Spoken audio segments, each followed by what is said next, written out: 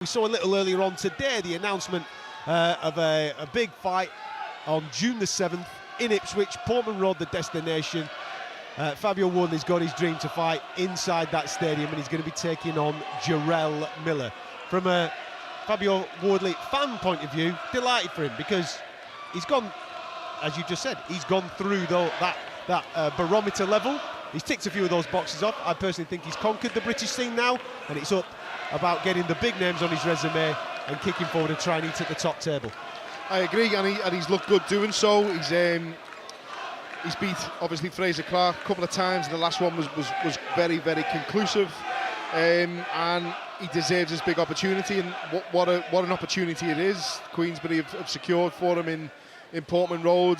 It's a stadium fight in the summer against the big American, and he is a big American also. And I think it's a very, very good fight. I think after his last performance against Andy Ruiz over in LA, which I was at, I thought he gave a very good account of himself.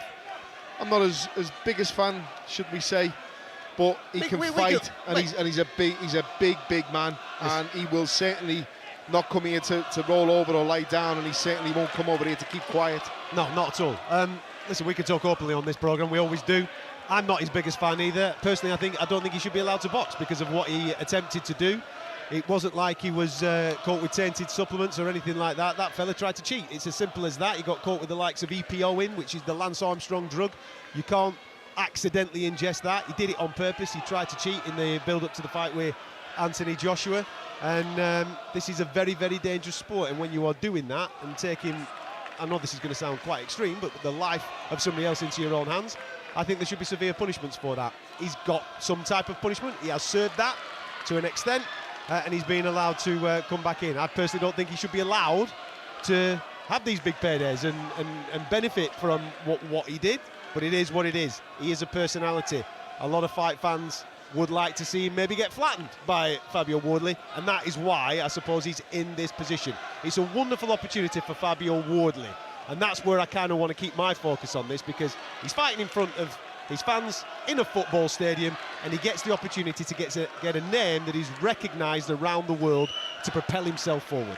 Yeah, I totally agree with that. You know, I think I was slightly disappointed that, you know, we get Miller as the opponent. There was talk, obviously, of Kubrat Pulev, who's a WBA regular champion, and that's something that I would have liked to have seen. I think that's a more substantial fight for him, and I think that it gives him better opportunities. We get the interim fight against, like you say, a renowned drug cheat. He's not been caught once, he's been caught twice, he's been caught 3 times. You know, it's a repeated thing, and there should be harder punishments for that.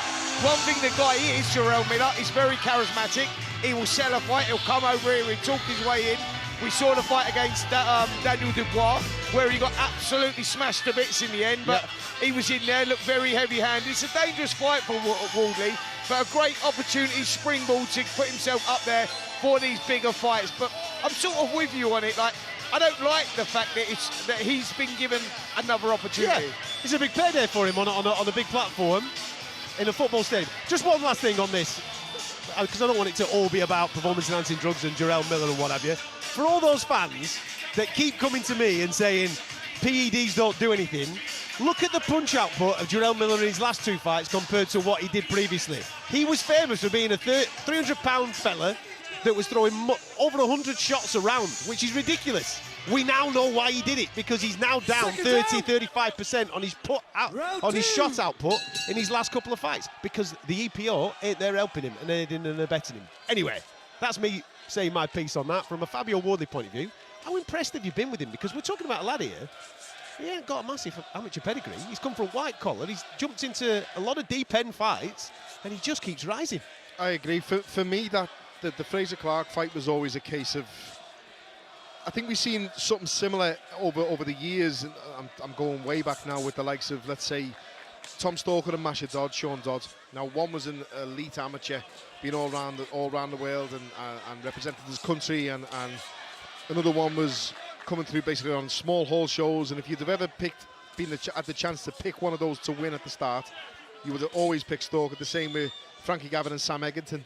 And in that fight with Fraser Clark and Fabio Wardley, one was a very decorated, established amateur who'd been around Olympic cycles with AJ and Joe Joyce, got his own Olympic cycle turned pro, and Fabio Wardley, who came from the white collar background. And it was a very intriguing fight for me, but it was one that I always felt Clark would have won. And in the rematch, I fancied Clark to come back, and Wardley proved me absolutely wrong and wiped him out. And it was a devastating finish, and he showed that he more than belongs at that level and above. And this fight could be one of those fights. You mentioned before about the failed drug test in the Anthony Joshua fight, which then started a cataclysmic just change in the whole division, did it? With Andy Ruiz stepped in and knocked AJ out. And the level of those fights were obviously above the one that Clark was at and Wardley was at. Wardley is now trying to knock on the door of that level, and this fight is ideal for him to do so. But this is a very, very tough fight for him, I believe. Yeah, listen, for everything I've said about Jarrell Miller, he's a tough guy, isn't he? We've just seen him in his last 2 fights against guys that could do a bit. Andy Ruiz has got very, very fast hands. He came through that one against Daniel Dubois. We know he's got very heavy hands. And okay, it went late in that particular fight. He's a tough guy. Fabio Wardley will have to be extremely switched on if he's going to come through. He's very durable. He whacks very, very hard. And you've got to talk about the styles here. Stylistically, it's not a great fight for Fabio Wardley, who likes to have a tear-up. He's one of those guys that likes to get in there, bite down on the gum shield. He's one of those rare breed that enjoys getting hit, and against someone like Jarrell Miller, you can't afford to do that because the guy carries dynamite. He's a big dude, and he carries dynamite in his hands. Especially Spencer, the nose injury he has. He has a cut, doesn't he, on the bridge of his bone of his nose, and it opened up in the first Clark fight, and I was worried about that in the second fight. Yeah, Paul, I think remember a fighter from Blackpool, Brian Rose, you remember when he got his nose split in a world title opportunity, I think it was against Martinez, and he never recovered from that because the skin is so thin there, it always reopens, and that will always be a problem for him. That will never go away, that. It's where the bone meets the cartilage on the nose, and it's a bad one, and any straight shots that land clean and flush, it will probably open up again. Carl Froch had one towards the end of his career, if I'm not mistaken. Brian Rose is one of the main ones, and Brad Spencer remembered that one and got onto that one. And it's a tough one. On AM, on DAB, via the talkSPORT app and on your smart speaker. talkSPORT.